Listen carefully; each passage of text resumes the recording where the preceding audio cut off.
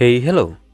Balik lagi di channel Spoiler Moon dan kita akan lanjutkan lagi kisah hidup Tuan Muda Yun.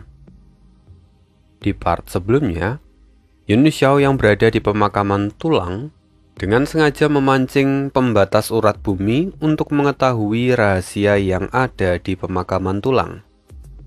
Tapi kejadian ini lalu menimbulkan keributan besar. Akhirnya, banyak ahli berbondong-bondong bergerak menuju ke tempat kejadian perkara. Langsung saja kita sambung kisah hidup Tuan Muda Yun di part 39. Setelah mengaktifkan pembatas urat bumi, Yun Xiao hendak pergi. Namun ia mendapati dirinya telah dikepung. Ia hanya tertawa getir. Di tanah pemakaman ini indera ilahi benar-benar terhalang. Memaksanya hanya mengandalkan penglihatan. Ia bahkan sudah terkepung sebelum dia menyadarinya. Kau memang buruan istana Dewa Darah. Bagaimana kita akan membagi potongan daging gemuk ini? Kata seorang pria bertubuh besi dengan aura logam di sekitarnya, yang mana kini tampak melangkah maju. Siapapun yang melihatnya berhak mendapatkan bagian. Kepalanya bernilai 3 senjata mendalam tingkat 9. Tak kusangka, hadiahnya akan sebesar ini. Lalu seorang laki-laki tua berbadan kurus memutar belati lusuh di jarinya sambil berkata, "Kalau mau bertindak, cepatlah. Akan merepotkan kalau orang lain datang lagi." "Ya, kalau begitu ayo kita mulai." Pria beraura logam itu berteriak dan meninju hingga udara meledak. Aura yang mengerikan menyebar ke segala arah. Yang lain pun ikut menyerang, khawatir tak dapat bagian. Segala macam cahaya kini memenuhi langit. Auranya begitu menindas. Yun Xiao tampak mengerutkan kening. Ia ingin bertanya, tapi malas untuk bicara. Yun Xiao langsung berubah menjadi petir dan melesat pergi, menghilang dari pandangan semua orang. Pertarungan bahkan belum dimulai, namun musuh telah lenyap dalam sekejap. Semua orang tertegun dan tampak linglung. Suasana mendadak menjadi hening. Pria beraura logam itu tampak menelan ludah dan berkata dengan suara muram, "Wajar saja kalau istana Dewa Darah tak bisa menangkapnya. Dengan teknik melarikan diri seperti itu, bagaimana mungkin kita bisa menangkapnya?" Dan setelah dia mengatakan itu, tiba-tiba cahaya merah muncul di tengah kerumunan. Klon Dewa Darah, dia datang secepat kilat, menyapu pandangan dan bertanya dengan nada marah, "Apa kalian melihat anak itu?" "Klon Dewa Darah," kata lelaki tua berbadan kurus. "Benar, kami melihat pemuda yang ada di dalam video yang disiarkan oleh Istana Dewa Darah. Kami hendak melapor. Jadi, tuanku, bisakah kami menerima bayaran kami?" Klon Dewa Darah lalu berkata, "Sudah kuduga itu adalah dia. Tapi dia sudah tidak ada di sini. Bahkan jika kalian melapor, anak itu sudah pergi. Apa kalian pikir kalian layak untuk menerima hadiah?" Laki-laki tua berbadan kurus lalu berkata, "Tapi tuanku, kami sudah memberikan informasi. Tentu saja kami layak mendapatkan apa yang telah dijanjikan." Klon Dewa Darah lalu berkata, "Baiklah, aku mengerti. Karena kalian begitu menginginkannya, maka terimalah." Klon Dewa Darah mengibaskan jubahnya dan lautan darah muncul seperti ombak tsunami. Tak ada satupun dari mereka yang sempat berteriak. Semuanya lenyap dalam sekejap. Sudah kehilangan bocah itu, kalian malah berani meminta bayaran. Itu adalah apa yang layak kalian terima." Klon Dewa Darah mendengus. Lalu dia pergi mengejar Yun Xiao lagi. Sementara itu saat ini, Yun Xiao telah terbang ribuan li ke dalam hutan sebelum akhirnya dia tiba-tiba berhenti. Ia tidak terburu-buru melarikan diri. Justru dia kini sedang tertarik pada medan yang ada di tanah pemakaman ini. Medan ini sangat kasar, gumamnya. Lalu tiba-tiba jantungnya berdegup kencang. Ia merasa pernah melihat formasi seperti ini. Segera, Yun Xiao terbang lebih tinggi untuk memastikannya. Tapi mendadak, percikan api memenuhi langit, menyatu menjadi bola api yang besar dan melesat ke arahnya. Pupil mata Yun Xiao mengecil. Ia mendengus. Dari mana datangnya orang bodoh ini? Sungguh membosankan. Yun Xiao menebas bola api itu dengan santai. Tapi bukannya terbelah, pedang milik Yun Xiao langsung ditelan oleh bola api, yang mana bola api itu terus bergerak turun ke arah Yun Xiao. Yun Xiao terkejut. Dia segera berteleportasi ke belakang bola api itu. Akhirnya bola api itu menghantam tanah. Apinya menyebar ke segala arah. Yun Xiao melepaskan satu sabetan pedang. Jadi kini cahaya pedang melesat ke arah bola api itu. Kemudian dari dalam bola api perlahan muncul sosok yang tampak ramping. Dua jarinya terjulur keluar. Lalu dari sela-sela jari itu melesat percikan api yang langsung menghancurkan cahaya pedang milik Yun Xiao. Sungguh teknik petir yang luar biasa. Aku nyaris tak bisa mengejarmu. Tak heran kalau klon Dewa Darah rela menghabiskan begitu banyak uang untuk memburumu. Terlihat di sana wanita berambut merah. Kini dia tampak menyerap seluruh api di sekitarnya untuk menunjukkan dirinya. Sosoknya yang jelita cukup untuk membuat banyak laki-laki terpesona olehnya. Senyum tipis terukir di sudut bibirnya.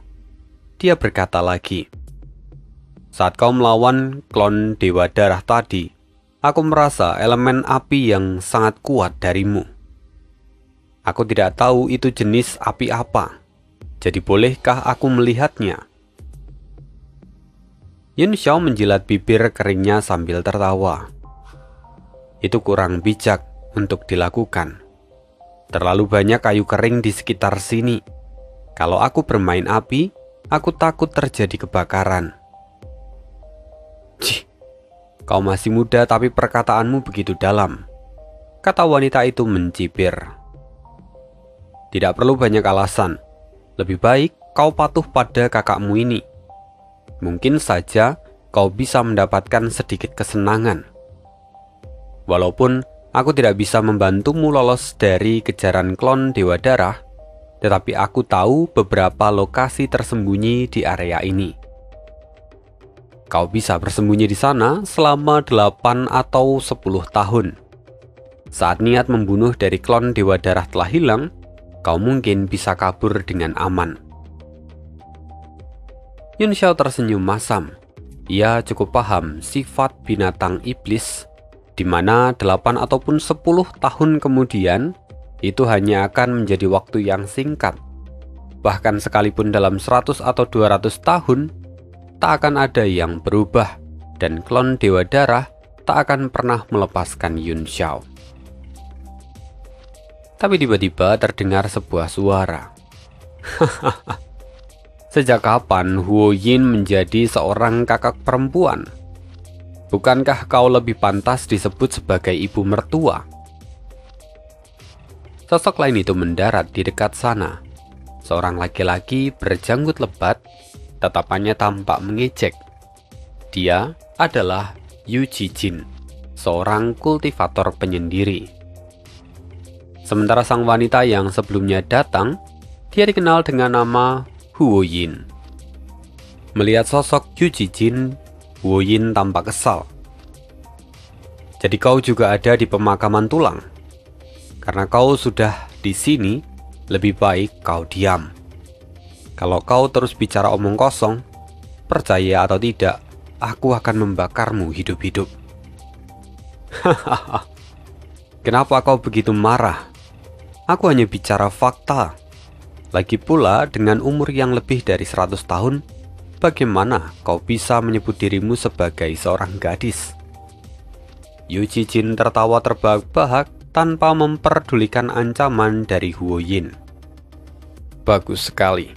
Tampaknya setelah lama tak bertemu, kau cukup percaya diri dengan kemampuanmu sampai kau berani mengabaikan peringatanku. Ekspresi Huo Yin menjadi dingin. Api menyembur dari tangannya, lalu berubah menjadi pedang merah. Setelah beberapa kali ayunan, ki pedang merah melesat ke arah Yu Jijin. Sementara Huo Yin lenyap dari pandangan mereka. Wajah Yu Jijin berubah serius, tapi dia tetap tak gentar sedikit pun. Dia mendengus, lalu tubuhnya berkelebat menjadi bayangan. Tinju bergetar cepat, setiap pukulan menghalau ki pedang merah. Dalam hitungan nafas, keduanya telah bertukar puluhan gerakan. Meski begitu, hutan yang ada di sekitarnya tidak rusak sedikit pun. Jelas ini adalah kendali yang sangat tinggi dari dua ahli papan atas yang terus mengasah kemampuan mereka. Tidak ada tenaga yang terbuang, dan pertarungan itu berjalan dengan sangat halus. "Kurasa sudah cukup," kata Yu Jijin. Ki tinjunya berkilau seperti cermin, mengguncang sinar pedang merah dan menghancurkannya. Huo Yin juga kembali ke tempatnya. Sorot matanya penuh dengan keraguan.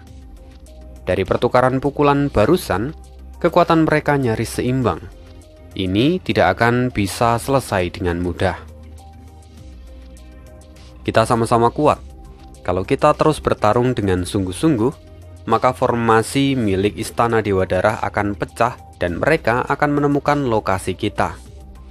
Hal itu tidak baik untuk kita berdua, kata Yu Jijin, dan Huo Yin pun paham akan maksudnya. Lalu tatapan Yu Jijin kini beralih ke arah Yun Xiao.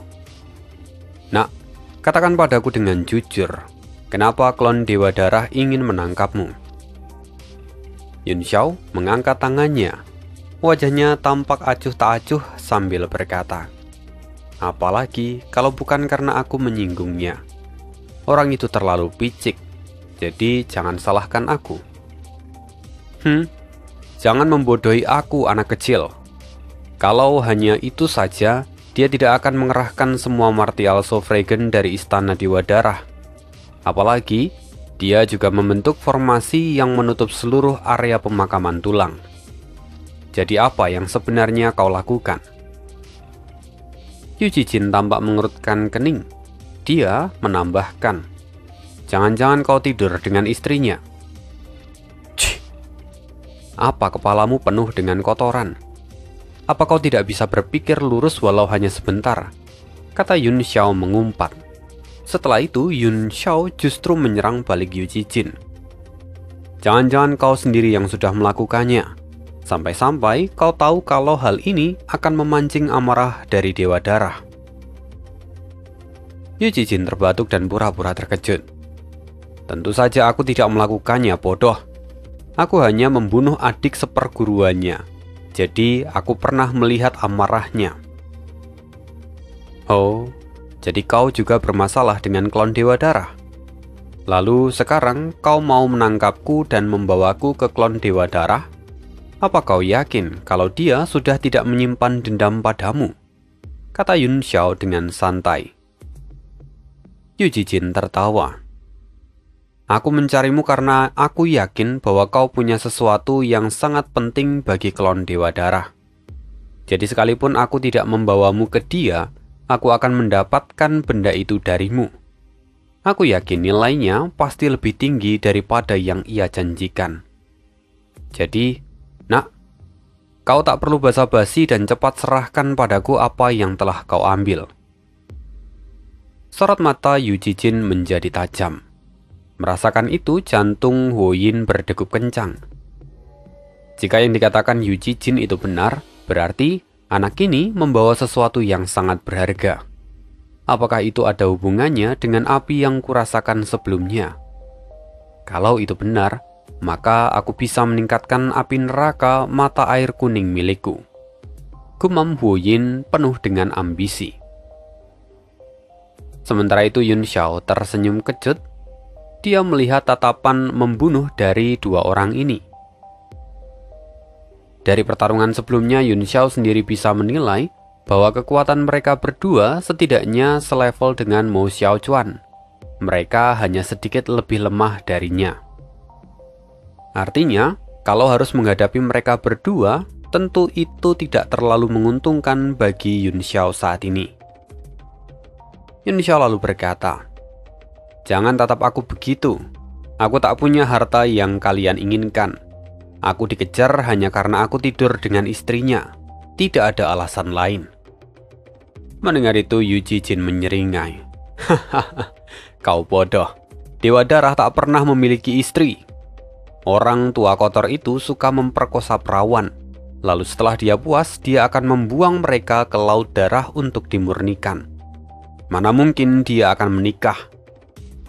"Ah, sialan. Orang itu benar-benar bejat," kata Yun Xiao yang ikut merasa kesal. Tapi Yu Jijin tertawa. "Semua orang punya hobi yang berbeda, jadi kau tak bisa menyalahkan dia. Sekarang, cepat serahkan harta itu padaku kalau kau mau tetap hidup. Kalau tidak, hal yang lebih buruk akan menunggumu." Sudahlah. Bodoh amat dengan apa yang kalian katakan." Yun Xiao mengacungkan jari tengahnya, ditambah dengan tatapan meremehkan. "Baik," kata Yun Xiao. Dia lalu berubah menjadi petir dan melesat pergi. Melihat itu, aura Huoyin melonjak. Percikan api menyelimuti area seluas ribuan meter, lalu membentuk domain yang mengurung Yun Xiao di dalamnya. Perubahan petir Yun Xiao terpental setiap kali dia menyentuh penghalang itu. "Sialan, wanita tua itu benar-benar menyebalkan," kata Yun Xiao menggerutu. Yu Jijin pun tertawa. "Hei bocah, asal kau tahu, pedang rumput api binatang milik Huoyin itu mirip dengan domain martial Sovereign.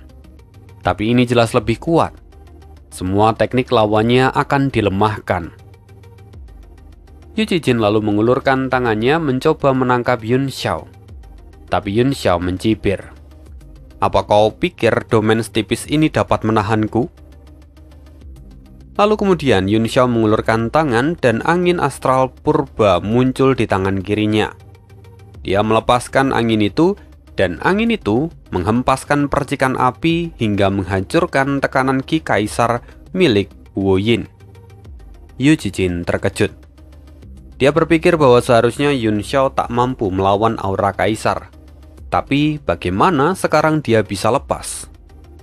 Di saat yang sama Huoyin lebih terkejut. Tekniknya itu sederhana, namun sangat sulit untuk ditembus. Dan baru kali ini tekniknya hancur dalam satu gerakan. Apalagi yang melakukannya hanyalah seorang martial supreme bintang 1. Kincir angin, bersihkan jalan. Yun Xiao mengepalkan tangan, lalu angin astral menyapu ke segala arah. Tubuhnya berubah kembali menjadi petir dan kabur. "Sialan!" Yu Jijin melesat seperti meriam. Huoyin ikut berubah menjadi api dan mengejarnya dari belakang. Saat ini Yun Xiao berlari sambil mengamati sekitar. Senyum tipis tiba-tiba muncul. Dia bisa melihat bahwa tempat ini persis seperti yang ada di peta pemberian Tuan Kota Gengsing saat pameran di kota Yufeng. Peta itu menandai lokasi kemungkinan kekuatan elemen air yang bermutasi berada. Yun Xiao segera mempercepat langkahnya menuju lokasi itu. Lalu, ia masuk ke sebuah lembah luas dan berhenti di sana. Dalam hitungan nafas, dua pengejarnya pun tiba. Tekanan kuat langsung menyegel ruang, mencegah Yun Xiao untuk kabur lagi. "Kenapa kau tak lari lagi? Sekarang kau sudah tak punya jalan keluar, bukan?" kata Yu Jijin dengan dingin. Tapi Yun Xiao tampak tersenyum. Kalau tadi aku memang mau lari, apa kau yakin bisa menangkapku? Apa kalian mengira aku sudah kehabisan tenaga? Asal kalian tahu, bahkan teknik pelarian Dewa Darah pun tak mampu mengejarku. Apa kalian berpikir kalian punya kualifikasi untuk mengejarku? Pupil keduanya mengecil. Ucapan Yun Xiao itu seperti pukulan telak. Dari sikapnya yang begitu tenang dan santai, dia jelas belum kehabisan ki primordial miliknya. Kecurigaan pun mulai tumbuh di hati mereka. Lalu, mungkinkah kau tiba-tiba memutuskan untuk bergabung dengan kami? Tanya Huo Yin. Yun Xiao kemudian tertawa. Ya, itu bukan tidak mungkin, tetapi kurasa tidak sekarang. Apakah kalian tidak merasa ada yang aneh dengan lembah ini? Keduanya saling bertukar pandang, lalu melihat sekitar. Dengan indera ilahi yang masih tak berfungsi, hanya penglihatan yang bisa mereka andalkan. Mereka merasa sangat tidak nyaman di dalam lembah itu. Apa ini? Bukankah tempat ini hanya lembah biasa? Tapi kenapa terasa ada yang aneh? Ujar Yu Jijin. Tatapannya menjadi tajam.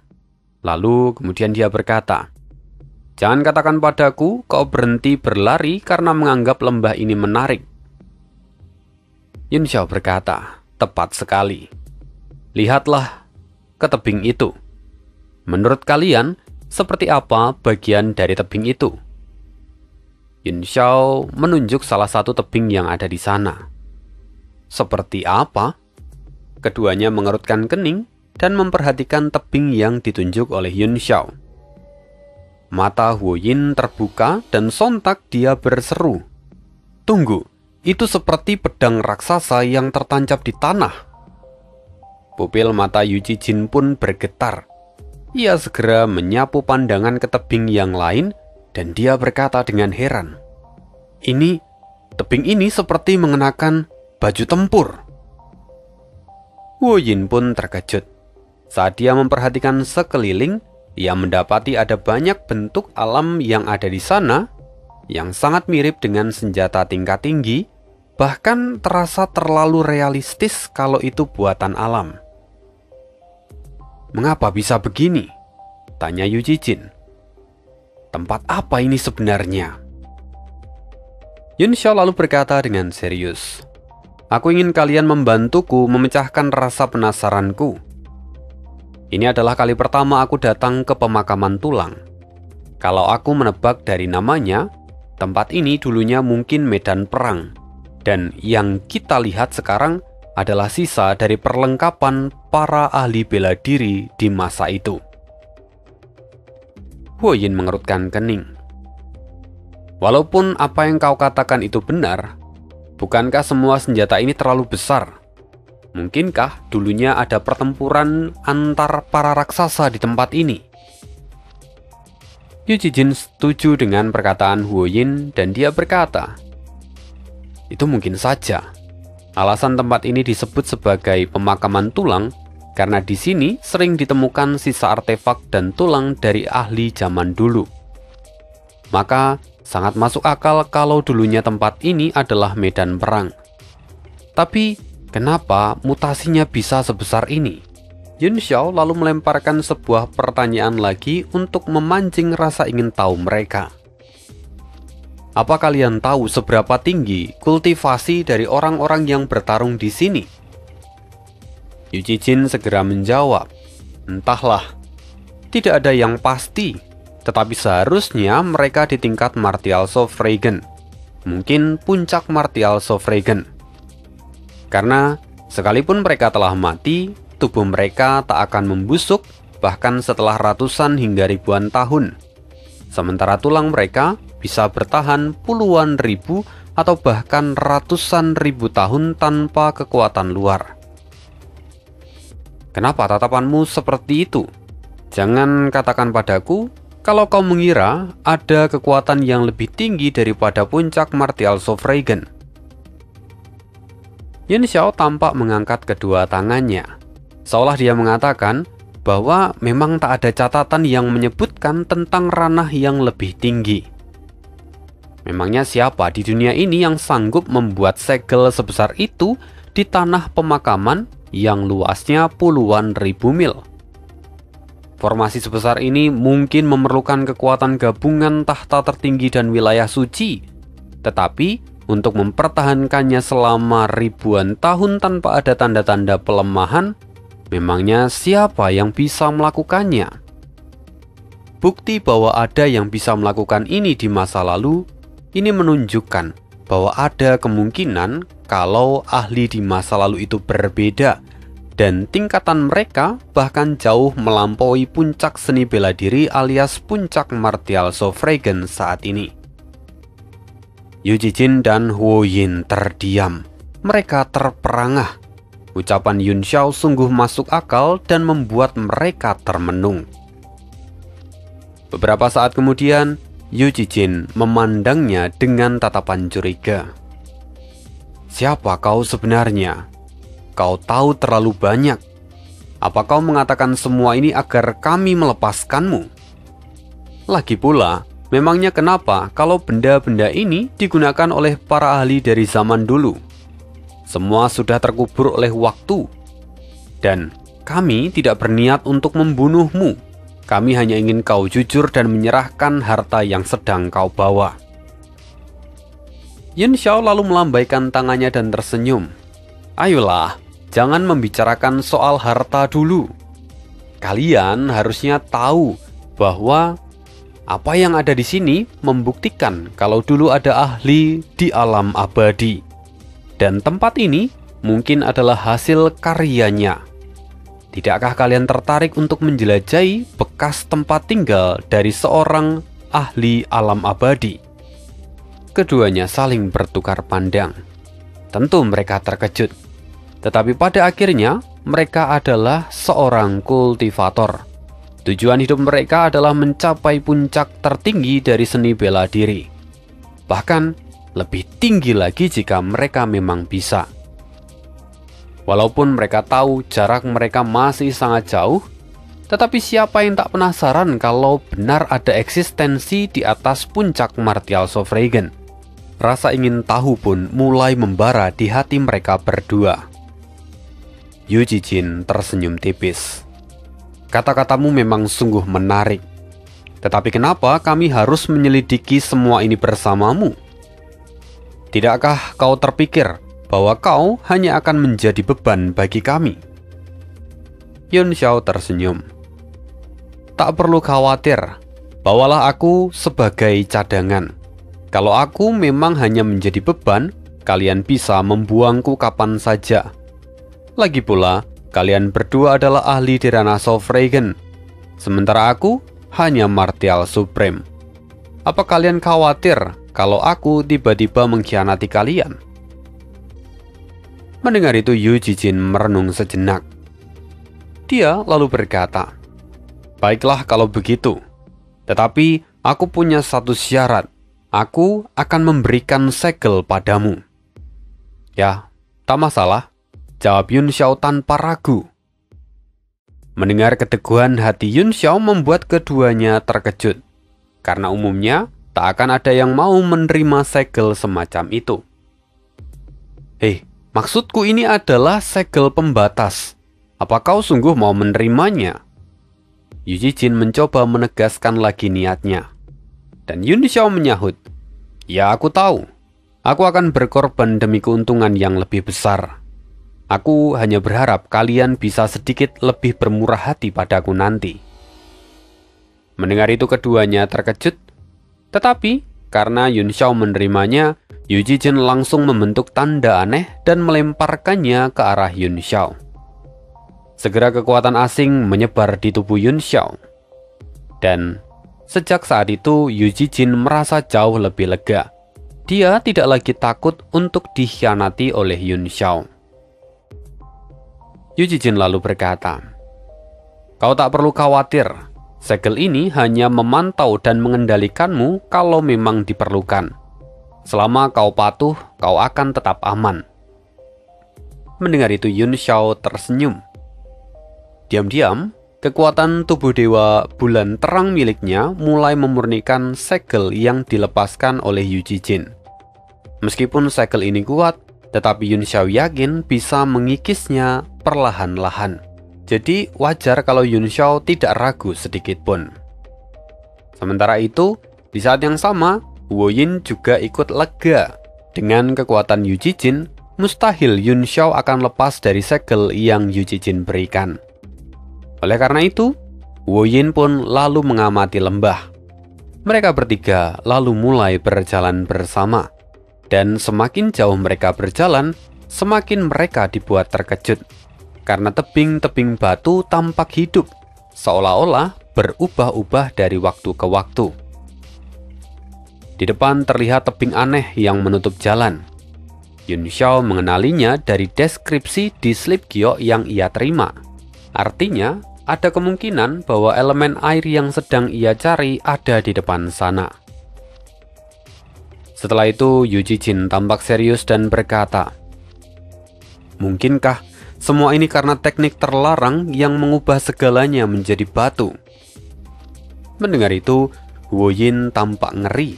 Dia berkata, "Kalau memang itu benar, apakah mungkin ini dilakukan oleh seorang ahli dari alam dewa?" Yun Xiao tampak memandangi tebing yang ada di depannya dan berkata, "Hei, tidakkah kalian merasa bentuk dari tebing ini seperti sesuatu?" Huo Yin terkejut. "Benar, tebing itu seperti istana. Jangan-jangan dia memang adalah istana yang telah membatu." Yun Xiao lalu berkata, "Kalau memang ini adalah istana, maka ini akan mudah. Kita cukup belah saja dan kita lihat apa yang ada di dalamnya." Keduanya terdiam mendengar pernyataan Yun Xiao, tetapi apa yang dikatakannya itu sungguh masuk akal. Dan mereka setuju. Lalu Yu Jijin berkata, "Kalian berdua mundurlah. Aku yang akan mengurus ini." Yun Xiao dan Huo Yin mundur sekitar 100 meter. Lalu cahaya muncul di tangan Yu Jijin, membentuk sebuah pedang yang besar. Lalu cahaya pedang setinggi 100 meter perlahan ditebaskan. Ia tetap menahan diri agar tidak menimbulkan fluktuasi besar yang mungkin bisa memancing anggota dari Istana Dewa Darah. Dentuman pun terdengar dan bumi ikut bergetar. Batu-batu besar di tempat itu ikut hancur seketika. Tebing itu mulai retak di bawah tekanan cahaya pedang. Dan retakan itu terus merambat hingga tebing itu perlahan terbuka.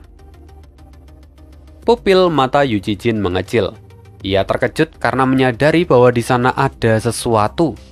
Dia langsung menarik kembali cahaya pedangnya.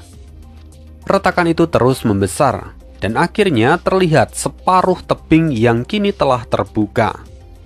Ketiganya terkejut. Di depan mereka kini terbentang anak tangga yang menjorok ke dalam. Dan dari sana, bau busuk menyeruak keluar, tajam dan menusuk. "Kasaya, ini ternyata adalah istana Kasaya." Mata Huo Yin dipenuhi dengan keterkejutan saat dia tampak bergumam. Yun Xiao sendiri mengerutkan kening. Istana itu sungguh mirip dengan istana milik ras iblis. Namun strukturnya jauh lebih rumit. Tangga menjulur ke dalam. Begitu dalam hingga ujungnya pun tak terlihat. Menurut catatan pada slip giok yang Yun Xiao punya, di situ dikatakan bahwa pemiliknya hanya merasakan keberadaan dari elemen air yang bermutasi di dekat gunung. Namun dia tak bisa menemukannya. Yun Xiao berpikir bahwa mungkin pemilik slip giok itu tidak menyadari akan adanya istana tersembunyi ini, atau mungkin juga dia tak mampu membelahnya. Bahkan tebasan Yu Jijin sendiri hanya berhasil membuka pintu masuk dari istana itu. Seluruh bangunan yang ada di dalam bagaikan batu giok yang indah yang tertanam di dalam batu, utuh tanpa sedikit pun kerusakan. Semua itu terlihat begitu kuno dan sederhana. Dan Esensi senjatanya telah lama menghilang. Kalian mau mengambil resiko masuk dan melihatnya? Tanya Yu Jijin dengan wajah serius. Bahkan dia sendiri pun ragu-ragu. Bisakah kau menahan diri untuk tidak masuk? Tanya Huo Yin yang memaksakan senyum di wajahnya. Aku bertahun-tahun berlatih di pemakaman tulang, tapi aku hanya berada di dalam tanah bersih dari api bumi. Aku belum pernah pergi ke tempat yang lain.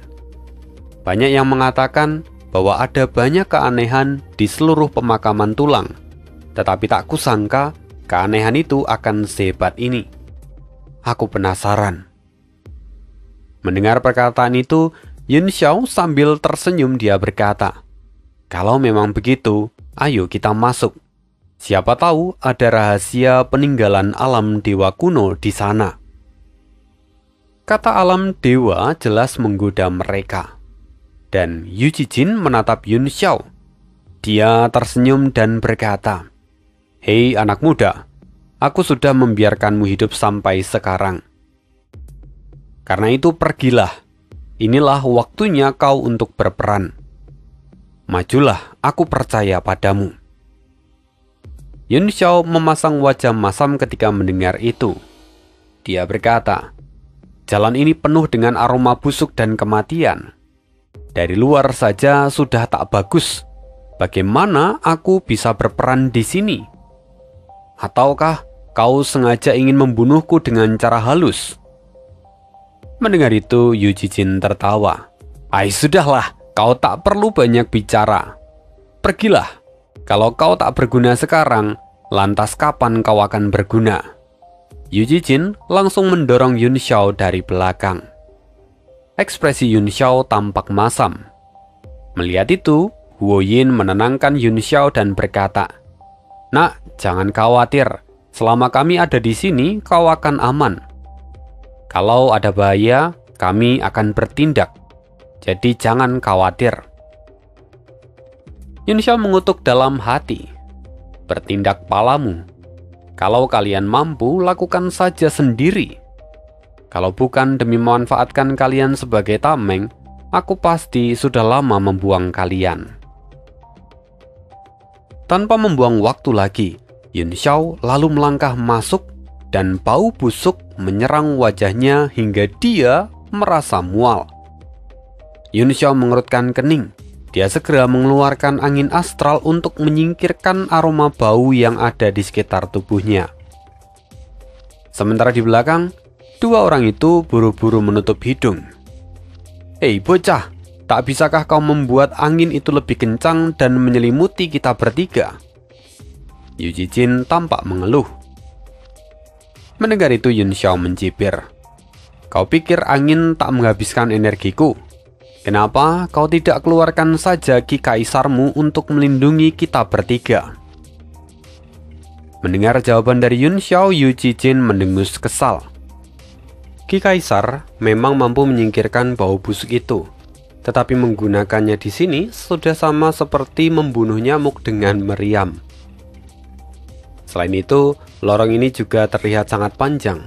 Ujungnya tak terlihat. Ia harus menghemat kekuatannya demi mengantisipasi bahaya yang mungkin datang. Pada akhirnya, Yu Jijin hanya bisa terdiam. "Ayo," kata Huo Yin sambil mencubit hidung.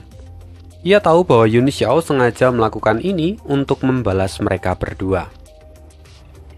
Yun Xiao kini memimpin jalan sambil bersenandung riang. Yu Jijin jengkel, tetapi dia menahan amarahnya. Meskipun tampak santai, sebenarnya Yun Xiao itu sungguh waspada. Bagian luar istana ini telah membatu. Artinya, bagian dalamnya sudah terkurung dalam kegelapan selama bertahun-tahun. Kini, saat cahaya matahari mulai masuk, benda-benda di dalam sana mulai terurai dan berubah menjadi abu. Tiba-tiba Yun Xiao berhenti dan wajahnya tampak serius. Yu Jijin dan Huo Yin mengikuti tatapannya dan mereka pun terkejut melihat dua sosok yang kini berlutut saling berhadapan. Mereka telah menjadi mumi. namun tubuh mereka utuh karena lingkungan yang tertutup dan kekuatan mereka saat mereka masih hidup.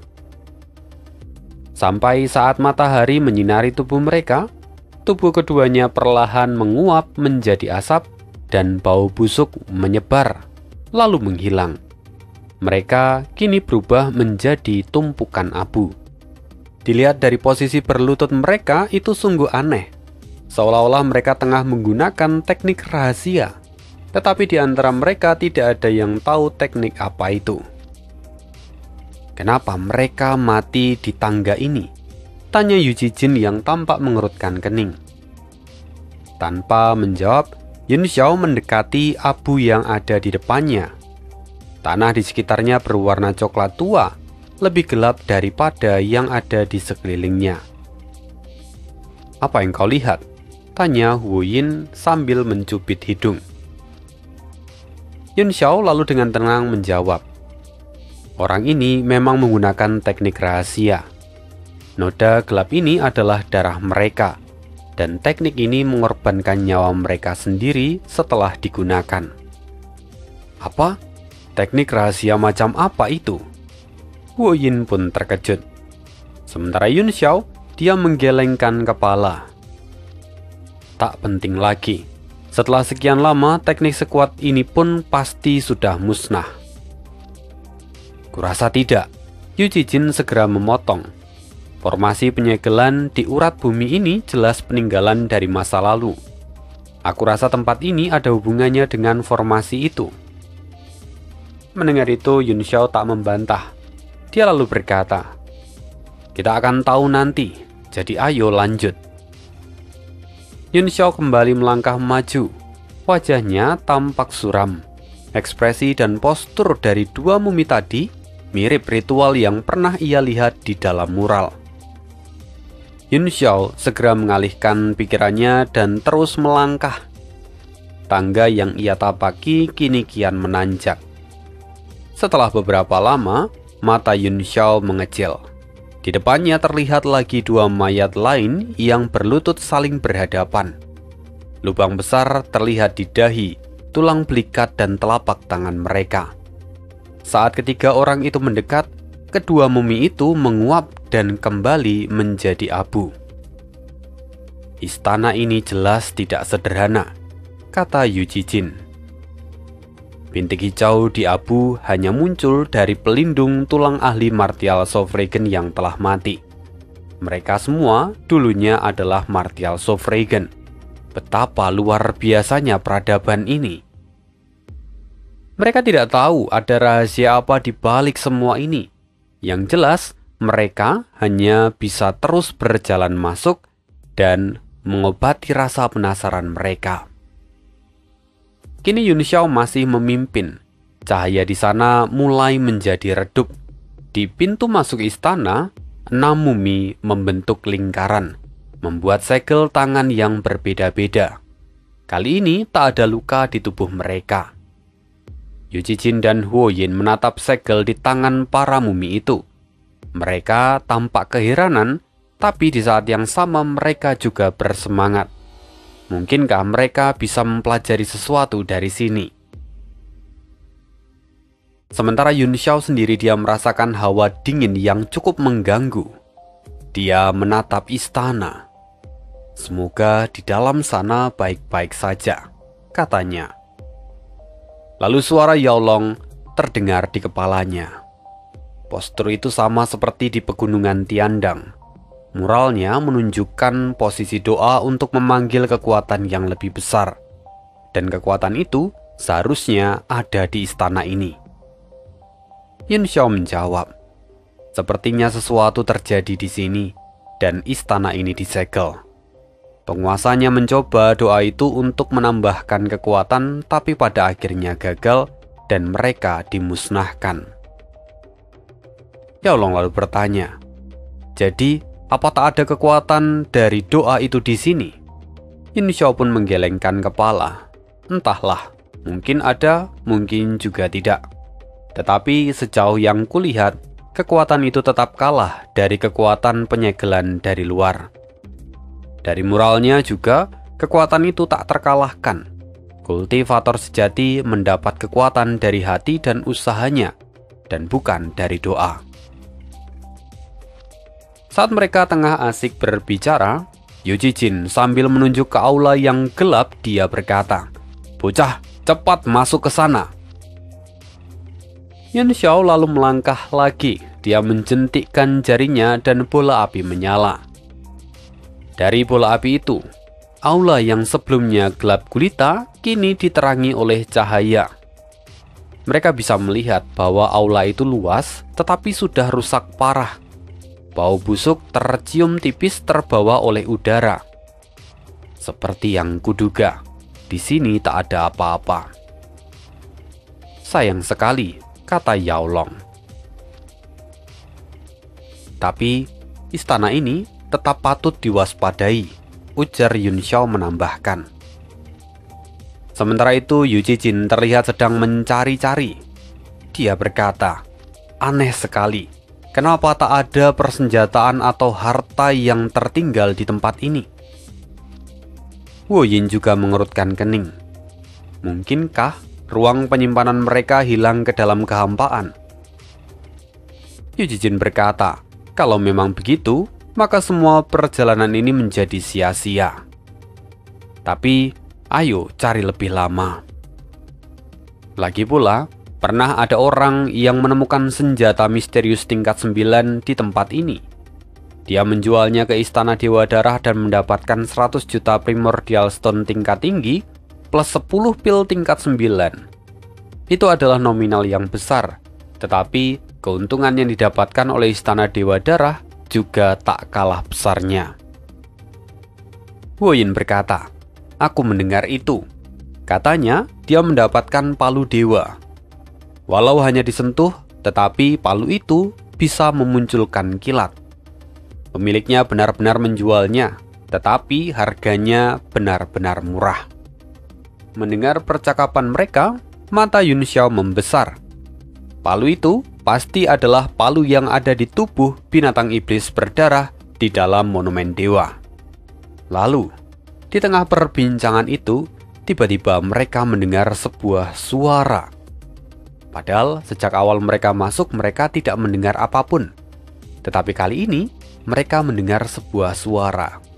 Suara itu tidak terlalu kencang, tidak terlalu besar, tetapi seperti suara tetesan air. Lembut, namun menggetarkan hati mereka semua di tengah keheningan yang tak berujung. Ruangan itu sudah lama tertutup. Dari mana datangnya suara air ini? Mereka lalu menjadi waspada. Semua berkumpul di tengah aula, berdiri saling membelakangi dan melihat ke segala arah. Indra ilahi mereka masih tak berguna di tempat ini. Jadi mereka harus menggunakan mata mereka. Kembali terdengar suara tetesan yang kedua. Kini mereka bisa menemukan arah dari sumber suara itu. Dan ketika mereka melihat, di sana ada sebuah kepompong yang berada di udara. Lokasinya di sudut aula.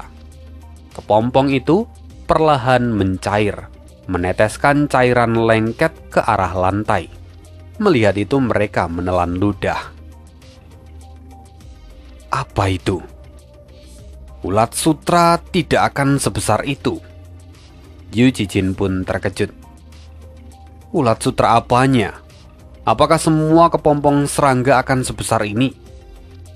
Tunggu, ada yang bergerak dari dalam sana. Jangan-jangan dia masih hidup. Wu Yin mulai panik. Sementara Yun Xiao jantungnya pun berdebar dengan keras. Ia teringat di hutan lagu, di mana para iblis juga disegel di sana sebelumnya. Wu Yin kini tampak mendengus. Sudah ratusan tahun, bahkan puncak Martial Sovragen pun tak mungkin hidup, kecuali kalau ahli itu berada di atas ranah Martial Sovragen. Apa maksudmu alam dewa? Yujijin kini tampak serius. Keringat menetes di dahinya. Mereka semua terdiam. Mungkinkah kultivator di alam dewa yang sedang mereka hadapi saat ini? Mereka tampak meneguk ludah, menantikan sosok apa yang sebenarnya akan muncul di sana. Yun Xiao bertanya, "Mau kabur atau menunggu?" Yu Jijin langsung berkata, "Kita tunggu. Dengan adanya kami berdua, kecuali seorang ahli alam dewa sejati muncul, semuanya masih dalam kendali." Di dalam hati, ia berpikir kalau mereka akan menggunakan Yun Xiao sebagai umpan kalau mereka dalam keadaan yang buruk. Di saat yang sama, Yun Xiao juga berpikiran hal yang sama. Mereka kini menunggu sampai kepompong itu pada akhirnya terbuka. Energi spiritual yang luar biasa terasa tersedot ke dalam kepompong itu. Yaolong terkejut. Dia berseru, "Hati-hati, Gu Feiyang." Dia sudah tidur untuk waktu yang lama, dan kini dia menyerap ki spiritual untuk memulihkan diri. Sosok ini bukan sesuatu yang bisa kau anggap remeh. Setelah itu, di hadapan semua orang, kepompong itu memancarkan cahaya warna-warni. Kekuatan hidup terasa melonjak, hingga akhirnya lapisan luar dari kepompong itu terbelah, menunjukkan sosok yang ada di dalamnya. Entah apa yang ada di sana, mungkin memang serangga. Dan kita akan cari tahu lagi kelanjutannya di kisah hidup Tuan Muda Yun part berikutnya. See you again, dan bye.